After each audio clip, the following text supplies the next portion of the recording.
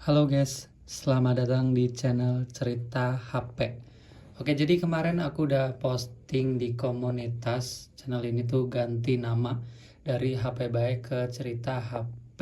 Ya, intinya channel ini bakal upload video seputar dunia per-HP-an lah, terutama HP low budget.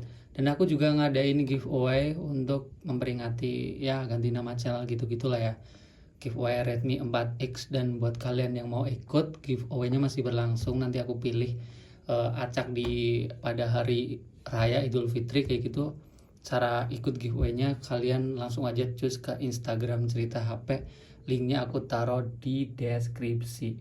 Oh ya, langsung aja di video kali ini aku akan sedikit sharing cerita sama kalian soal pengalaman pribadi memakai Infinix Hot 11 Play. Iya, HP ini benar-benar aku pakai sebagai HP pribadi, guys. Karena aku itu belum nemu daily driver yang cocok, jadi aku pakainya HP yang buat ngekonten itu aja.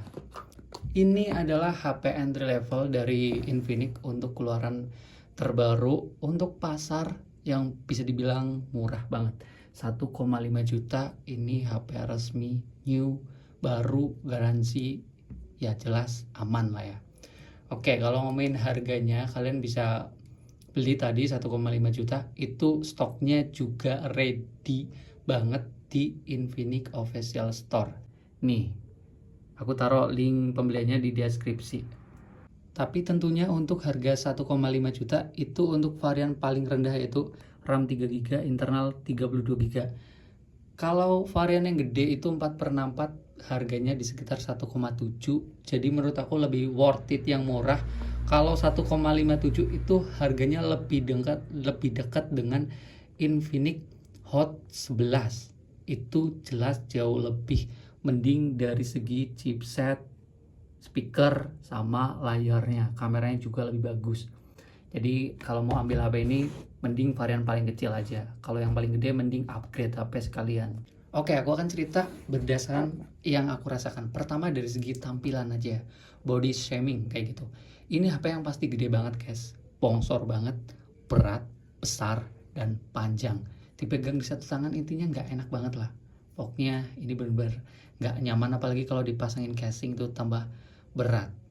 Tapi kalau ngomongin tampilan, ini HP lumayan rame ya. Dari segi modul kamera yang aslinya 2 tapi terlihat 4, itu bagus buat segi tampilan, dan kayak finishing tulisan Infinix sama motifnya itu kayak berasa kece gitu lah ya. Apalagi HP ini juga punya fitur di bodinya ini fingerprint, masih jarang di HP lain untuk harga segini dapat sensor fingerprint, dan itu kepake banget, guys. Karena di era sekarang itu kan biasanya kita pakai masker, kalau pakai face unlock itu ribet. Bahkan aku sendiri tuh ngeluh banget dengan pola pemakaian nih iPhone 11 Pro, soalnya HP ini kan nggak ada fingerprint dan face unlock. Kalau pakai masker kan nggak bisa, kayak berasa ribet banget. Itu aja sih. HP ini lebih enak, ini kalian bisa melihat sendiri, tek, responsif. Terus kalau tampilan depan sih aku seneng dengan kacanya ya, nggak tahu kenapa kacanya itu kayak hitamnya pekat loh. Itu aja sih. Lanjut ngomongin soal layar. Iya, layarnya ini yang pasti gede banget. Buat kalian yang seneng HP dengan layar gede, kayak berasanya itu lebih bagus. Kata temen aku kayak gitu, kalau layar kecil itu HP-nya jelek.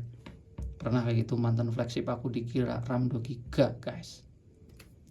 Padahal aku pakai Xperia 5 dikira RAM-nya 2 GB, anjir. Ya, HP ini yang pasti layarnya gede banget, 6,8 inch. Jadi cocok banget, enak banget buat yang namanya kayak sosial media, buat nonton-nonton, buat main game, buat ngetik-ngetik, balesin chat dari seseorang. Ini bener-bener enak banget, guys, buat layarnya yang bener-bener lega banget. Gila sih, semua orang bakal setuju kalau layar gede itu jauh lebih enak buat konsumsi visual. Tapi kalau ngomongin kualitas, jujur aja aku itu agak gimana ya dengan layarnya ini. Kerapatan pikselnya agak rendah sih. Sebenarnya bukan rendah, tapi layarnya yang terlalu gede, 6,8, dipadukan dengan resolusi 720p dengan kerapatan DPI di 260. Ini agak kerasa minusnya itu waktu buat scrolling bagian tulisan, guys. Kayak kerasa patah-patah gitu loh. Tulisannya kayak blur gitu loh. Ini kerasa banget sih, salah satu kekurangan di Infinix Hot 11 Play ini. Kalau buat scrolling kayak matanya kayak agak cepet lelah gitu loh. Tapi hanya untuk tulisan. Kalau buat yang namanya gambar ini sih kayak masih enak-enak aja ya. Kayak gitulah, buat scrolling gambar nggak ada masalah. Ya to the point aja, layarnya ini masih bisa dikatakan enak buat konsumsi media sosial kayak itu, foto-foto, video. Kayak layarnya tajam-tajam aja, sesuai lah, maksudnya sesuai harganya kayak gitu, masih nyaman buat dipakai. Paling kekurangannya yang kerasa banget, kekurangan si Infinix Hot 11 Play ini adalah pada bagian view angle. Ya namanya HP murah, view angle-nya kalau dilihat dari samping kayak kerasa masih ngeredup gitulah ya, kayak gimana gitu, agak kayak ya gitulah ya. Sama brightness-nya kurang terang, itu aja sih. Selebihnya tampilan bagus guys, karena layarnya termasuk bezel-nya lumayan tipis nggak sih, kayak gitulah yang sih menurut aku, kecuali bawahnya aja sih. Selanjutnya pada bagian kamera, jujur aja untuk kameranya memang menurut aku lumayan cakep pada bagian modelnya aja. Kalau ngomongin kualitas, ini kamera 13 megapikselnya. Yang pasti kameranya yang banyak ini cuman satu aja, 13 megapiksel yang kepake. Untuk fiturnya kayak gitulah ya, khas-khas HP Cina ini, rame banyak mode portrait, efek tambahan kayak gini. Dan untuk kamera depannya juga ini ada yang menarik, yaitu bukan kucing-kucingan, tapi sebentar nih, gimana nih kucingnya buat hilang. Nah, kamera depannya itu ada yang namanya LED flash. Ini kepake banget kayak buat video call di tempat gelap ataupun kayak selfie di tempat yang kurang cahaya, tuh kepake. Kalau ngomongin kualitasnya jujur aja ini kayak kurang layak buat diupload langsung, karena warnanya cenderung pucat, apalagi ini dengan kondisi siang hari yang terang kayak gitu tapi warnanya agak kayak pucat, perlu sedikit diedit itu udah aman. Kalau buat foto malam hari sih nggak usah berharap banyak, ini jelas noise-nya banyak banget kayak gitu, detailnya pudar. Ini perlu ditambahin flash aja. Dan untuk kamera depannya juga ya buat selfie ya kayak gitu agak pucat, tinggal ditambahin kayak warnanya aja. Tapi untuk ketajaman selfie-nya lumayan bagus guys, nih kalian bisa melihat sendiri untuk di pencahayaan yang terang. Kalau buat foto yang agak ngeredup ataupun malam hari mending tambahin flash. Ini bagus nih, kamera depannya bisa selfie di tempat gelap. Itu aja sih. Kalau buat perekaman video yang masih geter-geter ya kayak gitulah, khas HP murah.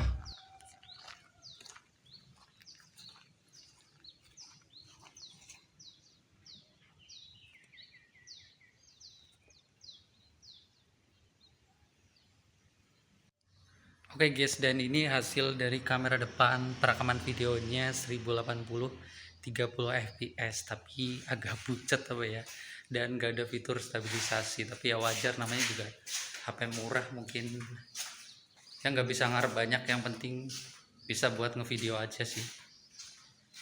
Gambarnya cukup terang, warnanya putih. Oke, balik. Selanjutnya pada bagian performa, jujur aja ini kan sebenarnya pakai chipset gaming entry level dari MediaTek Helio G35, tapi untuk pengalaman aku sendiri buat main Mobile Legends itu masih kayak kerasa nggak tahu kenapa ya, kayak patah-patah gitu loh. Ngegamenya itu lancar, tapi untuk kenyamanannya itu nggak banget. Kayak buat push rank, buat main yang agak serius itu kayak kadang kayak greget gitu loh, bener-bener nggak mulus, patah-patah kayak gitu. Padahal aku udah setting di grafis yang frame rate tinggi, tapi patah-patah. Kalau diturunin malah tambah parah kayak gitu.